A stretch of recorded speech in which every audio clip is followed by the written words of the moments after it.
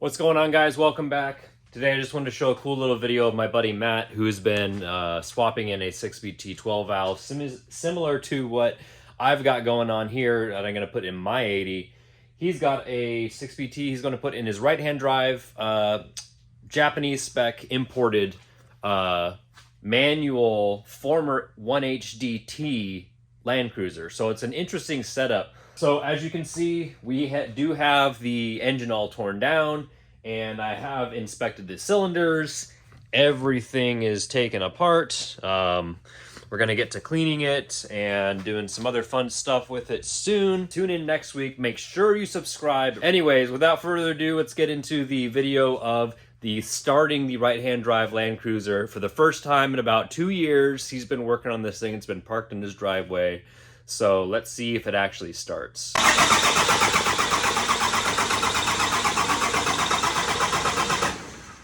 probably good. It sounds good. It's definitely free.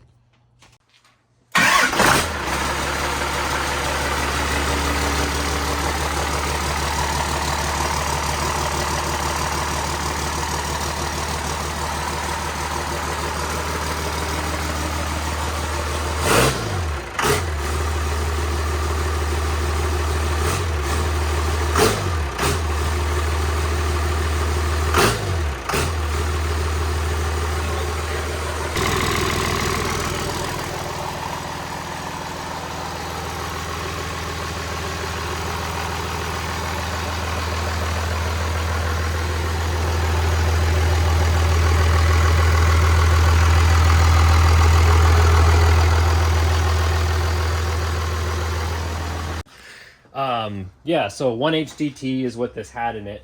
So it had a 5-speed manual transmission. All right, so where do we start? He's gone with the Willwood reservoir and whole, I think, what is this? The whole clutch setup, or the brake setup, excuse me. So Willwood Master, and what else? That's just like a Chevy Hydro Boost. Chevy Hydro Boost, okay. Which is a really good idea on these because the brakes just are not that great, to be honest, as they come from factory.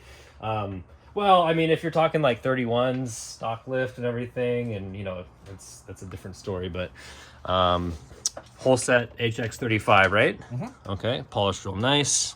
Heat blanket over the hot side. And then the exhaust manifold is that the company, Thermal Zero? Or is that just the blanket? That's just the blanket. Okay. So it's clocked at a different orientation than I think stock, but that's for... That manifold's from a Ford motorhome. Oh, interesting. Yeah. Okay. So yeah, a different clocking on the turbo. What else? Yeah, because this is Japanese spec, there is a lot of plumbing that's on this side as opposed to the other side, which has made it, would you say, like, easier in some regards, and then more difficult, like as far as like AC is over there. I'll show you that in a sec. Like half and half. Half and half. Yeah, exactly. So we've got 24-volt battery setup from the factory, which is really good for diesel. Looks like aftermarket radiator. Yep. Okay. This was the bracket by Jonesy's, right? Or yeah. Whatever his company is called, anyways. Adventure Vehicles Northwest now. There we go, Adventure Vehicles Northwest. So he's opted to go for a little bit different of a setup to the heater core system back here. So there's some custom angles there. Mine's gonna be a little bit to the left of that, so we'll still have to see how all that goes. Not too worried about that. Looks like a couple accessory fans in place of the Cummins fans. What else? Oh yeah, so the name of this company again on the twin intake is... It's like Defiant something. Defiant. If I'll put it up here if that's not what it is, but yeah, a little bit different. There's no heater, which we were just talking about. It's not really necessary because it's not too cold in this part of the country, so... and he still did retain his block heater, so... Yeah, plug's just hanging down there right now. Yeah, so nice and easy, or... Where is it? Oh, down there now. Okay, yeah. So, you know, if it does get cold, it has that option. Moving over here. So we were just kind of contacting the fuel pump, boom, just to get it started. as you saw there in that last clip. Yeah, so what else? What are these lines? These are fuel lines or no? Power steering. Power steering. Okay, so high pressure lines going to the power steering. Kind of high pressure return, and this is the vacuum line from the wastegate actuator. okay, right. Yep. Okay. Yeah, AC is not quite hooked up yet, but that's really the least of your concerns when you're doing a swap like this, obviously. And he's going to buy the kit and do it himself, which is awesome.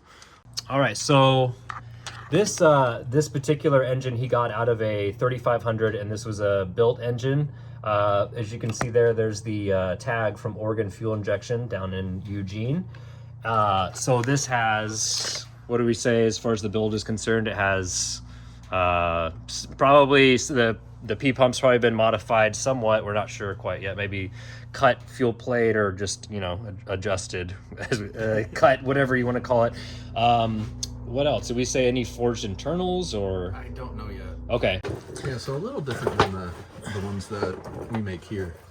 The transfer case? No, the adapter. Oh, the adapter. Okay. For going to the dock. Okay, here's the, yeah, okay. All right, so is this the same transfer case as that's in the US spec or no? As the early model ones, yeah. Okay. So mine's non-viscous. non-viscous. So if you look at the output shaft on yours, it's, Yeah. that whole section's longer, I think. It's longer. Okay. So can you go, oh, you're part-time anyways. Okay. Yeah. So this is the, where's this kit from? This adapter plate? Australia. This is Australian, made from, what's the company? Rockbug. What is it? Rockbug Industries. Rockbug Industries. Okay. And then obviously the NV4500 with the 4x4 tailstock, and the NV4500 painted the beautiful red. The bell housing, which one's that? That's just the stock Dodge one. Okay, so yeah, duh, that's right, NV4500. Yeah. And then any issues with clearance of the, like the, oh, forgot the cross member, custom made. Looks really nice. Let's see. Was there any issues with fitment as far as the oil pan and all that, or? Not with the oil pan. There's a tiny little bit on the edge of the bell housing up here, Okay. like right where the body meets, like where the starter is. If you look. Oh, okay. Just a tiny bit. Oh yeah, okay. Just do a little self-clearancing. Yeah. Look, or some little clearancing right there. Percussive maintenance. Yeah. not a big issue. Yeah, so fits well. Yeah, again, this is a Japanese, what's the engine code again? 1HDT. Oh, duh. I'm Yeah. not gonna kill my battery. It's not like it's gonna start, so. Right. But so my T-belt light I have to figure out how to get rid of, and the Oh, yeah. watering fuel, which my fuel filter I bought has a water sensor. So Okay. So we've got boost, water temp, or coolant temp, and EGT, which is probably what I'm going to go for. And this is a pillar pod from Australia. And then obviously being the non-US versions has the altimeter and the, what else is different on that? Or is there a sub tank or no? That's a no, different, I don't have the sub. Okay, there's a different model for just that. a compass and an altimeter. Yeah, so this is what the inside looks like. It's kind of torn apart for the moment, just for obvious reasons. And full of trash. And full of trash, so very nice Nardi steering, classic wood grain, very cool.